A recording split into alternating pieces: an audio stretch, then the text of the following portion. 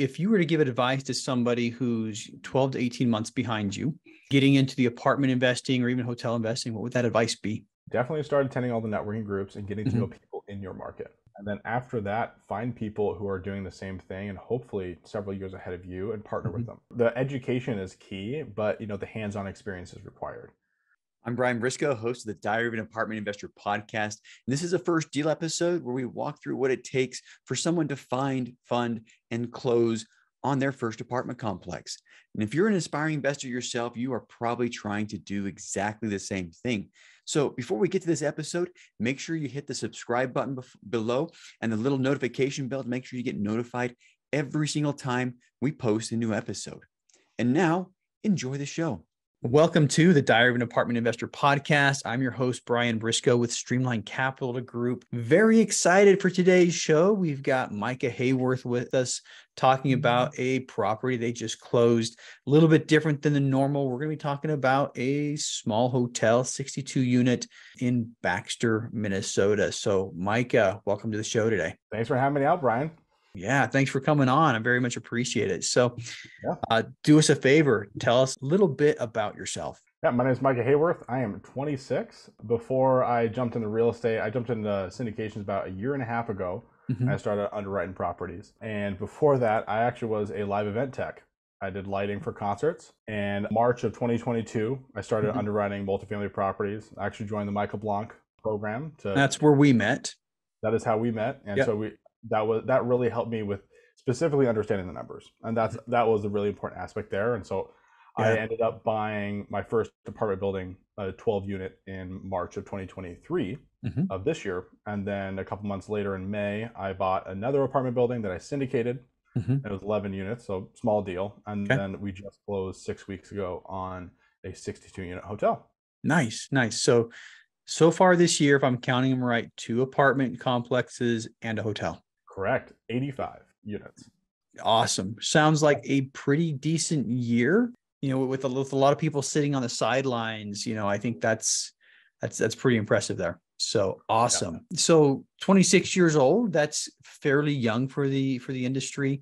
Did you have any specific challenges, do you think, that were very specific to your age? Well, I think a lot of it has to do with, getting the people in the industry trust, because people do Mhm. business with people they know, like, and trust. Yep. And so that trust factor is something I had to really work on. I think with brokers, it came to that where it's like, I talk, I'm very informed about how I Mhm. speak. I've done a lot of reading. I've partnered with a lot of great people that have helped teach me along the way. Mhm. And so when speaking to brokers, the text of the conversation is there, but they always ask, how many units Mhm. you got, Yep. or and so unless you have partner with someone like yourself, Brian, where it's like, Yeah. okay, yeah, you can utilize your partner's experience on that. But when I Mhm. first started, I didn't have those partners to work with, and so a lot of it was getting to know people in that industry. And Mhm. I think the key for me became partnering with people, Yeah. and partnering with Awesome. people who are more experienced and know more than you.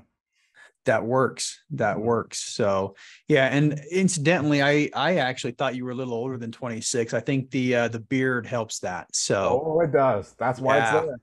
That's why Yep. it's there. Are you one of those guys that really has that baby face and keeps the beard on to, counter it? Well, my wife has instructed me that I'm not allowed to shave this beard, so it will stay on.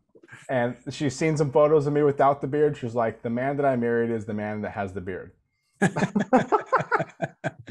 Yeah, that's cool. That's cool. I mean, yeah, I started growing mine, right after I got out of the military. It's one of those Yep. where, I Never after could. Now you after can. yeah, after shaving every day for 20 years, I Yep. mean, I've kind of grown to dislike it, which is why I'm a little scruffy right now, and Yeah. Want to I hear it? don't feel bad about it. Yeah, but well, cool. So yeah, I mean, it does help with, I think, the 26-year-old, the face Mhm. that you have underneath there. I But did.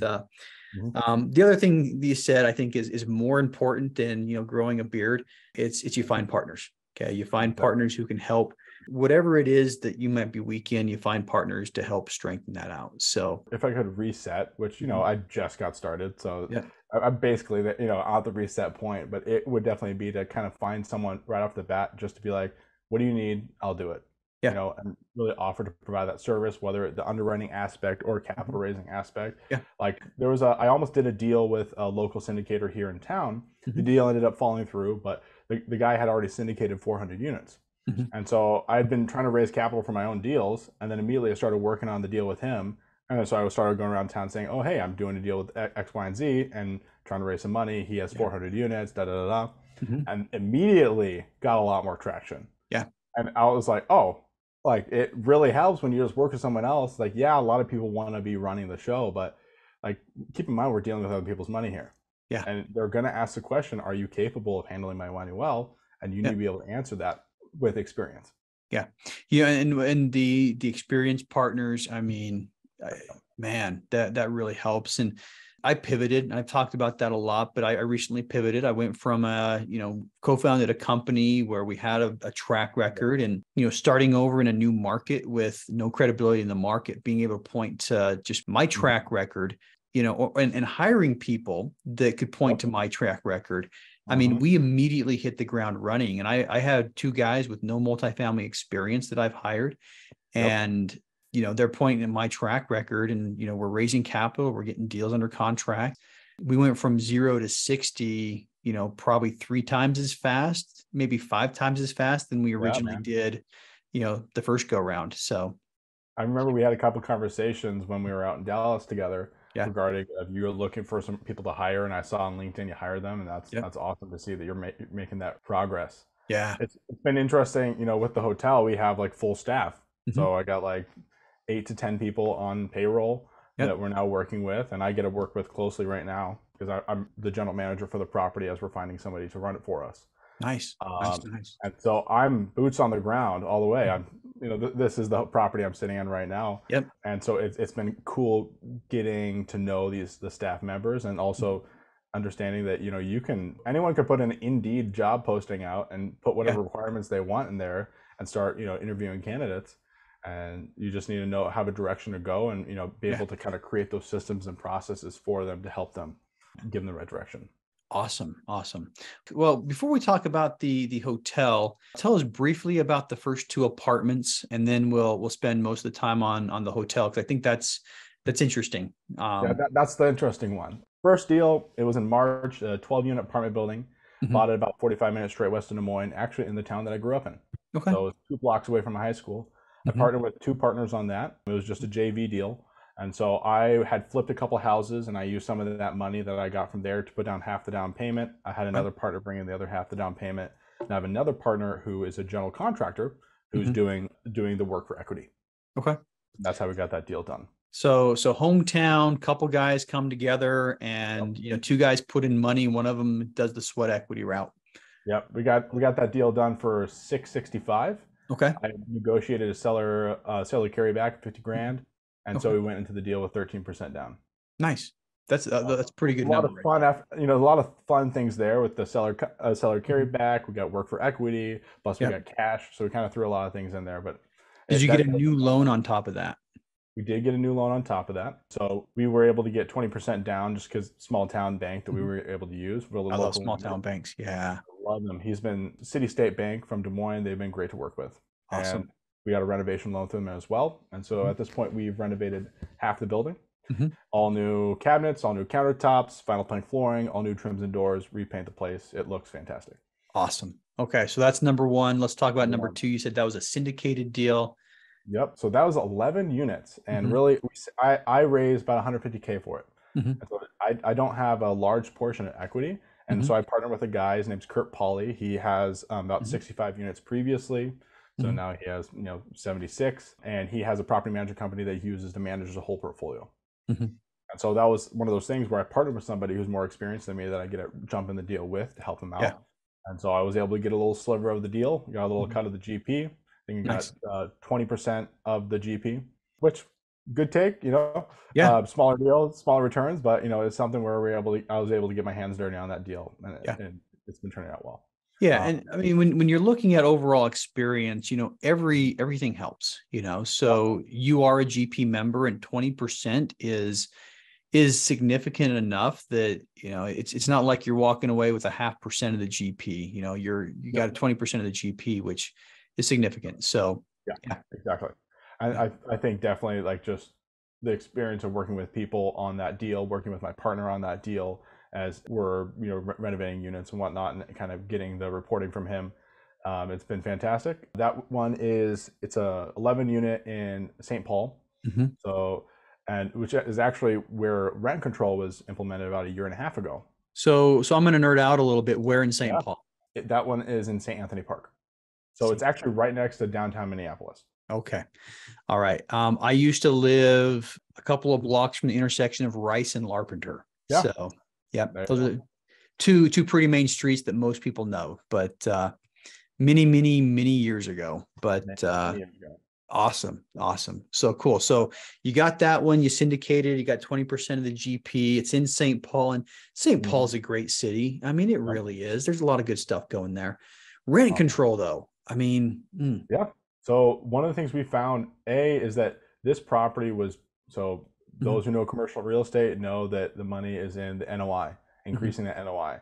So this property was renting out 950 square foot, 2-bedroom apartments for $1,000 a month that were in good shape.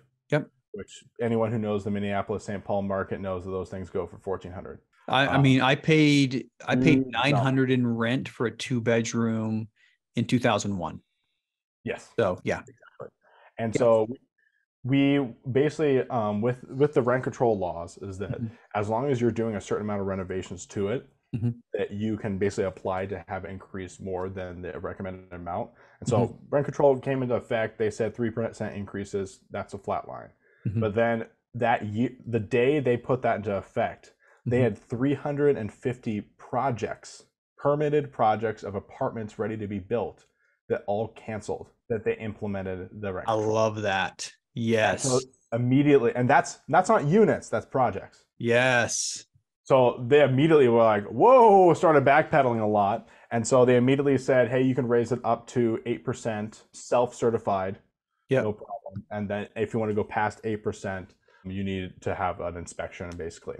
Okay. Now, that was our plan going into the building, is that, hey, we renovated enough of it, we can increase those rents. Additionally, we had parking spaces, heated underground parking that wasn't being charged for, and there was no rubs. They were paying for all the utilities.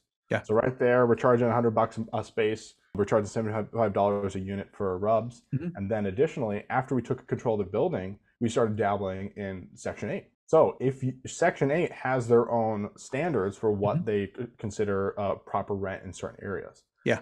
And so if you jump into Section 8 and get a Section 8 tenant, it immediately jumps up and it completely bypasses rent control, no problem. Yeah. Interesting. We re-rented 2 units right off the bat. They were at $1,000, and then we rented them for $1,375 with no renovations. So yeah, those rent control guidelines don't seem too onerous. I mean, if you got 8% per year, what you have to make sure that you're doing with rent control is you have to make sure that you're increasing rents every year. Yep. Every time a lease turns, rent control could actually be worse for the tenants because it guarantees that a landlord's going to raise their rents. Because, if you know that you can't raise rents more than a certain amount every year you are going to raise rents. So that's the one big thing you have to worry about is, raise rents every year as much as you can.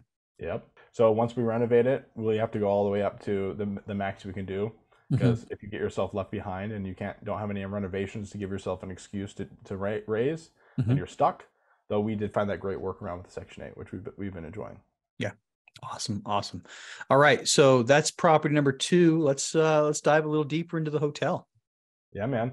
So we bought this 62-unit hotel up in Baxter, Minnesota. So this is a market that's about 2 hours north of the Twin Cities. Yep. Now, I say Baxter, everyone who's watching this podcast, probably like 1% of you know, if even, what that is. But anyone who lives in the Twin Cities, Baxter is one of those drivable vacation markets.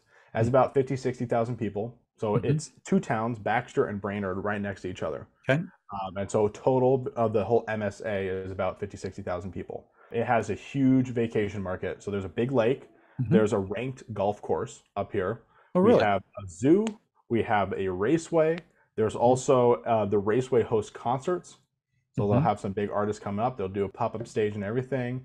We got a state parking hiking trail. There's brewery tours, and there's even a booze cruise that goes around on the lake.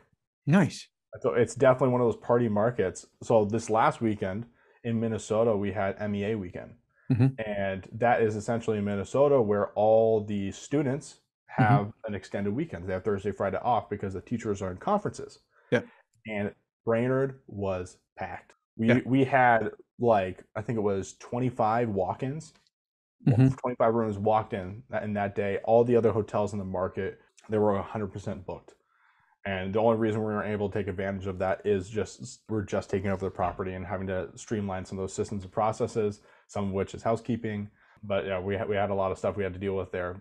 But we can definitely see the potential in this market of where people are just booking like crazy. There's even an Nice. ice fishing tournament Hmm. where rooms go for like $300 a night Yeah. on Wow. just that weekend. So Yeah. the 3 day stint. And Yeah, so it's a pretty area. And I mean, you mentioned something that shouldn't be a surprise if anybody knows Minnesota. It's right next to a big lake, I mean, oh yeah. yeah, that's everywhere in Minnesota. I'm just going to throw that out there. Yes, yes. It is a bigger lake than normal. That's for sure. One thing I loved about Minnesota is, I mean, it's nicknamed the land of 10,000 lakes, and there's probably Wow. more than 10,000, but Oh yeah. it didn't matter where you lived, you were within a mile of a lake, it seemed, and I was running a lot when I lived there.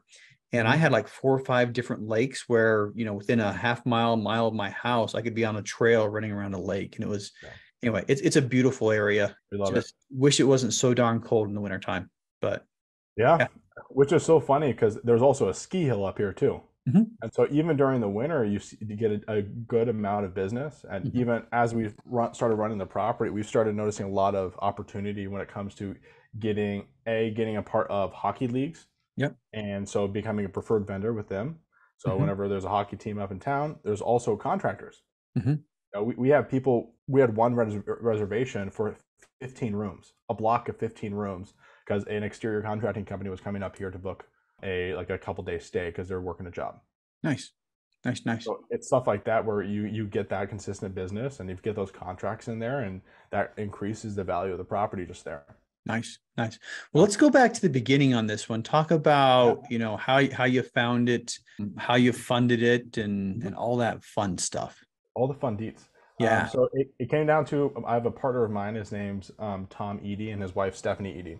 Okay. So both of them, he was an insurance salesman, and then he worked as a broker for Marcus and Millichamp for a handful of years, and then she worked in payroll. And they worked normal 9 to 5 jobs, and then they took almost their entire retirement account and threw it into syndications, and it ended up doubling their money in the Hmm. course of 3 to 5 years. And after that, they used that money and bought a bunch of mobile home parks, Hmm. and that kind of got them into the investing thing. And then they ran out of money because no matter how much money you have, once you start buying property like that, you're going to run out at some point. Yeah. And so then he had a deal sent to him by one of his own old Marcus buddies, which was Hmm. this property. It had been listed on the market for about 6 months with no movement at all. Hmm. And he sent it over to Tom, and then Tom took a look at it, and he's looking at the numbers and really seeing these great returns. And so then he shows it to me. Hmm. So I had met Tom and Stephanie at a networking group like a year and a half prior. And then I went to another networking group. It was actually one of Todd Dexheimer's, and Tom had saw me there and was reminded of me and knew that I talked about how I was raising capital, wanted to do syndications, and then at that point I had just purchased my 12 unit. So this was before the 11 unit. Hmm. And then he sent the deal to me. He sat down and asked if I'd be willing to help him raise capital for it, help him syndicate it, kind of do the legwork on the capital raising and front and running the syndication itself. And so at first I was like, oh, I don't know, it's a hotel. This is a different thing. I'm a little nervous Yeah. about it. And I looked at the numbers. And so essentially this property is running, it was about 3 stars, or 2.5 stars originally when we first bought it. Yep. And when you're buying a hotel, franchises will track their metrics. And Hmm. they sent over, essentially, it's the equivalent of a CoStar report for a hotel. It's called a Hmm. Star Report. It's owned by the same company. Yep. And Amazing, they right? sent us the Star Report, and Hmm. it broke down that this property was operating at 48% occupancy, Hmm. which in comparison, properties in this market are about Yep. 61%. So as a 13% deficit, they're running the property in the ground. They got terrible reviews, and they're a couple running it with their parents. Yeah. Owner occupied, and they lived on site, no Mm. other staff, and their standards had slipped a Yeah. lot. where the reviews were always very negative. They weren't having consistent cleanings. When we mystery shopped the property, we found we walked into a supposedly clean room and we found out that the previous guest had forgotten to flush, and the cleaners didn't notice. Mm. That tells you how detailed it was. Yeah. And so I'm sitting here, no checklists. No, it's just no checklists, no processes, nothing. And so I'm sitting there. I'm like, all right. And last year they grossed 400 grand. Not gross, sorry, they netted 400 grand. They grossed 1.2 million. Yeah. And so I'm like, all right, they grossed 1.2 last year. They've been running in the ground. They still netted 400 grand after paying themselves salaries. I'm like, all right. And I threw it into the spreadsheet. I did it on the underwriting, and keeping it into account renovations that we need to do. All I got to say, if you're a mom and pop and you're paying yourself a salary and you get 400 grand on top of that, and you can leave the toilets unflushed, I mean, who cares? Like, of course they didn't care. Like if I'm working as a contractor for myself, painting my own wall, the number of times I'm going to say, well, fuck it. It's like, whatever, that's one thing. But for this business, I'm looking at this and they definitely were running it, and they already made 400 grand, threw it in the spreadsheet. And I'm like, all right, so think about if I added 100 grand to our expenses to say we hire new staff, kept the gross income at the exact same amount, we would still get an 11.5% cash on cash return in the first year. Good numbers. Yeah. I'm like, okay. And it cash flows strong. And if we keep in mind, we're at a 13% occupancy deficit. And if we increased it only by 3%, which is what we put in our projections to our investors, we'd be getting an 18% cash on cash return in the first year. Nice. And once it's fully stabilized, we're talking 28, 30%. Yeah. Yeah. Now it's a hotel. So it's, it's a different asset class than the apartment game. And so keep in mind, we have, daily tenant turnover. We're cleaning beds. We have a lot bigger staff. We have furniture. Right. And so there are a lot more variables, but I'm looking at like these guys, it's an amazing market. I love this market. And I'm seeing that these people with barely any effort, essentially, were able to run this thing at a $400,000 profit. Nice. And that is what ended up being able to sell it for a lot of the investors. Now, is there a penthouse or a suite that you could just, mark off and you keep for your own? Yes. So there is a live-in suite. It's a 1-bedroom apartment. It's on the first floor, and that's where the previous owners lived. And so we're going to be renovating that, and we're planning on turning it into an extended stay. Oh, extended stay. Okay. So we could do, traveling nurses, long-term contractor contracts, things like that. Yeah. And there's another large unit on the second floor that we can do the same thing with. Okay, cool. So we'll have 2 extended stay suites, which there in this market, there's not a lot of that, but there's a lot of need. Like right now, we currently have 2 tenants or guests in the apartment, in the hotel world that have stayed here for about a month. Yeah. Interesting. Yeah. Well, I guess if they're on the extended stay, maybe they are tenants. I don't know. I guess it depends on what the agreement between them looks like. I mean, if it's a lease, they're tenants. I don't know. I don't know where you draw the line with that one. But next question, I think, is the funding, which is probably the next thing we should dive into. Loan plus equity, all that fun stuff. So tell me how you funded the property. I think one thing to jump on really quick is that the week that right after we kind of broke down the numbers and decided this was something we wanted to go for, the same week I was sent this deal, I also found our 4th partner. His name's Mike Colosimo, and he has 25 years of experience managing hotels. And that was that 4th person that we brought in that like really took the cake of like, at first we're like, hey, making 400 grand a year, we could do the same thing, if not a little bit better, to having Mike in there where we're like, oh, we're going to kill it. That really made the decision for us. That definitely helps. I mean, go back to that experience thing. I mean, whether you're jumping into apartments or triple net or hotels, experience counts. So 100%. Awesome. Cool. And funding. So we raised 1.2 for this property. Okay. Purchase price was 3.5, and then we had 80% loan to value, and that consisted of 2 loans. So we had a normal real estate loan from a local bank in town, and then we had an SBA loan that they were able to provide for us as well. And so it was about 1.7 on the real estate loan, and that includes a $300,000 renovation loan. And then we had about $1 million on the SBA loan as well. Okay. Nice. All right. So you ended up, I think you told me earlier, you raised 1.2, so 3.5 million. You got some renovations wrapped in, which is nice. And overall 80% on the LTV, which is difficult to come by right now. So difficult to come by. We Yeah. did pay for it with rates, so we had, I think it's like 7.5%. So it's a larger rate, but it's still cash flow as well. And the nice thing with having the hotels is that Mhm. they have the cash flow to absorb that rate for the time being. Yeah. How are the lending standards different for the hotel than it is for Mhm. multifamily? You've done two multifamily loans. This is your Yeah. hotel loan. What's the Yeah, difference? they're pretty similar. They have to get a lot more of those financials, and they Mhm. also consider the experience of the operator more heavily. Okay. And so having my partner Mike with his management experience and the Mhm. fact that we were a franchise, that's what really helped seal the deal for that. Okay. Whereas if we were brand new to it and never had a multifamily property before, Mhm. that is something they're going to heavily question. Like that is taken into account with normal multifamily loans, but Okay. I think it's a little bit heavier implemented here. And that's where, again, the franchise backing definitely helps with that because we have that game plan from them. Okay. Yeah. So you do get credit for multifamily. It's not Yeah, one-to-one credit, but you're at least getting some credit for what you've done. correct. And Awesome. I'm getting credit for what I've done. My partners have about $3 million worth of mobile home parks that they Mhm. get credit for essentially. Yep. And then my partner Mike for his management experience. Okay. Now, as far as the franchise, what Yeah. had to be done on the franchise end to purchase the property, and Hmm. what strings are attached? What benefits do you get, and what Yeah, man. obligations do you have? So we had to go through an application process. Hmm. And so they ran through us. And one of those things is the franchise themselves also go through a heavy, we need someone who has experience or who we know will represent our brand well. Hmm. Now we had the added benefit is that the property was already an American. Hmm. And so they didn't necessarily want to lose the flag in this market. Okay. And so that we had a benefit there that they worked with us, but then having Mike's experience again, like partnering for success here is that of Yeah. finding somebody who has that thing that we're lacking.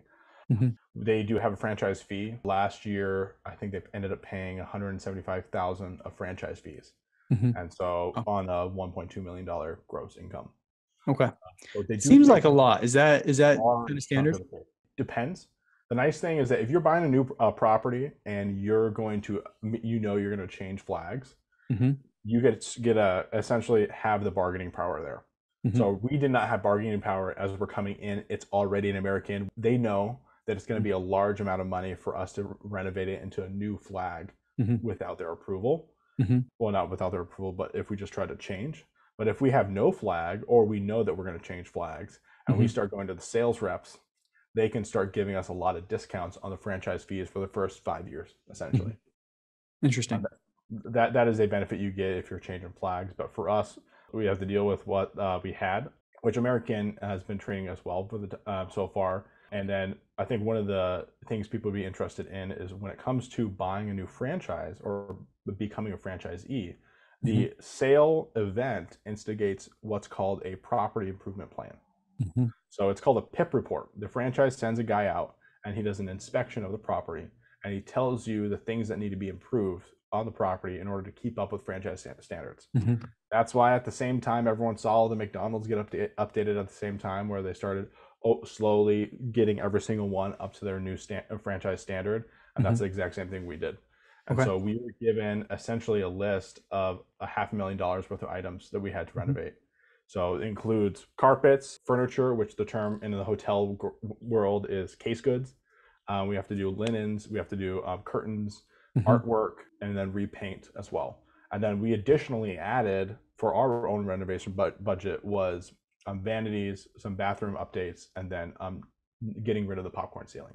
Okay. In a way, I mean, when we do a lot of our apartment things, I mean, the lender will Yeah. typically do that condition report, which sounds like the PIP, PCR, property condition report, and Yep. the lender will have a bunch of things they want you to change. So in this case, the franchise says, okay, bring it up to standards. Sounds like if they let them slip from standards, there might be, is there an annual requirement to get that reinstated or redone?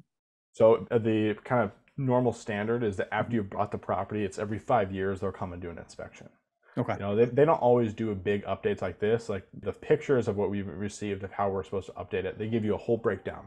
And Hmm. it's down to the model number of the light fixture that you Hmm. need to buy. And it's very, Really? very specific. They have floor layout. So we're actually, one of the additions, I said we're replacing carpets. We're also adding LVP in Hmm. the entry area to each unit. So the bathroom and the sink and the front entrance area will all be LVP, and then into the room here will be carpeted. But yeah, it's definitely, they give you a lot of essentially franchise approved vendors to work with. And one of the things we actually ended up doing, which is something, I didn't think about, I've done a couple apartment deals, and we're doing a lot of renovations there, but we actually ended up hiring a guy to help us source and manage the renovation. So he's our general contractor, but the added bonus is that he used to work with American Inn. And this is a contact we got through Mike, my partner, and he has been helping us essentially source materials better. He's very familiar with the PIP improvement process for American Inn, and so he kind of knows the standards that we can bend a little bit, or just be able to, like, oh, you know what, we actually can do this slight different color palette, or we can go with this different light fixture that still meets requirements, but it's cheaper, or whatever it is. And so he's helped us save a lot of money. Our original budget was $650, and then he was able to help us get it all the way down to like $450, and then we added about 50 grand worth of repair, the sinks and stuff like that. So now we're up to $550. Okay. Plus. Nice. So, I mean, we talked about the things you have to do to be a franchisee. Where's the biggest benefit that you see? The franchisee is that you get the whole system and you get the brand awareness. Yeah. So sometimes when people are driving through town, they do not want to take a gamble. Yeah. That's the franchise benefit. That they want to, they're sitting there, they're driving, they're tired, they're doing a cross country road trip, they're driving up to Brainerd with their family for vacation, and they don't want to take a risk. And so they try to go to a brand that they trust. In the Northwest where we are, or northern Minnesota where we are, American is that. American was actually started in Minnesota. So we have the most franchises in Minnesota than any other state. Okay. And so it's definitely very recognizable for the Minnesota market. So, I mean, this is a hotel. This is a market where Minnesotans are typically the ones that are going to stay at the most, and it's Minnesota brand. But all right. Well, interesting. Very interesting. So, well, let's start wrapping things up. We are about out of time. Yeah. So our improvement plan, right now we're at that 13% deficit in the market. So a lot of it has to do with streamlining operations. So, we're hiring, we hired a full housekeeping staff, and the goal there is to make sure to keep up with those cleanings. And then the really big thing is on the operations side, we take care of that, but then it's the perception. We got the 3-star reviews. Yeah. That's our average. And so we're reaching out to a lot of local partners in our market to basically cut deals. For example, we have the Brainerd Raceway. They have a lot of big events that people from the cities drive up for. They additionally have those concerts. And so we reach out to them and be like, hey man, people buy a ticket, give them 15% off a room, things like that. And we also just joined the local Chamber of Commerce, which is connecting us to a lot of local business owners, including the hockey club. So when a hockey club comes up, we're able to get those partnerships. One of those interesting things is most hotels operate with 30% of their total bookings being group bookings. So people get a block of room. The previous owners, they had 0 group bookings. And so it's us getting those contracts with local companies. We're getting a contract right now with a local contracting company. They called us and they're like, hey, we're going to do blocks of 5 rooms at a time for 2 weeks at a time over the next several months. Would you be interested in setting up an account? We're like, yep, no problem, let's do it. And it's really finding those local partnerships. So it's interesting, we're in a little bit more of a business ownership marketing mindset in order to get those local partnerships to get those reviews up. Nice. We've already knocked it up. It was at 2.5. Now we're at 3. And so as far as average reviews, so we're making those improvements. And so it's been great seeing that coming in and awesome. Being able to just streamline those operations. Awesome. All right. Well, to tie things up, I got a couple last questions for you. And, first one is, if you were to give advice to somebody who's 12 to 18 months behind you, getting into the apartment investing or even hotel investing, what would that advice be? Definitely start attending all the networking groups and getting to know people in your market. And then after that, find people who are doing the same thing and hopefully several years ahead of you and partner with them. The education is key, but the hands-on experience is required. And so being able to get that hands-on experience by working with other people who can essentially make sure you don't make mistakes is huge. People always talk about how much they love to scale up and scale fast. And that's always nice and great, except for when you scale big and you also fail big. Definitely the risk. If you fail on a 4-unit, 10-unit deal, you can recover from that. But if you fail on a 60, 100-unit deal with $2 million of investor money, you're never going to work in the industry again. Yep. And so I think people need to be more cautious about that and understand that, hey, there's going to be an education period and it's okay to wait a couple of years to get that experience before you strike out on your own. Awesome. Awesome. Well, last question, and that's how can listeners learn more about you? Well, you can go to our new website. It's northernlineshospitality.com. You can also follow me on social media. I started posting a lot more content educating people about hotels. Awesome. People don't know about hotel investing, and so I talk a lot about it. So it's at Micah Haworth on Instagram or at House Haworth on Twitter. Awesome. Instagram and Twitter. Interesting. Yes. So that works. Well, I guess, we talked at the beginning, you are 26. So that's, I'm a young cat, you're a young guy. So that doesn't, put that in context. I'm also on LinkedIn. on LinkedIn. Doesn't surprise me too much. I'm older, so Twitter. Yeah. I mean, Twitter, I see, I don't do a whole lot of it on Instagram, but, yeah, no worries. We're going to start more, to be honest with you, but anyway, cool. Well, thanks for coming on the show today. Good catching up. Good talking with you about this deal, and hope to see you again soon, man. Thanks, Brian. Hey, if you like that episode, make sure to subscribe. But more importantly, if you haven't joined our multifamily educational community yet, which we call the Tribe of Titans, you are missing out. Get 30 days free by clicking the link in the description to this episode, or go to thetribeoftitans.info, and we'll see you there.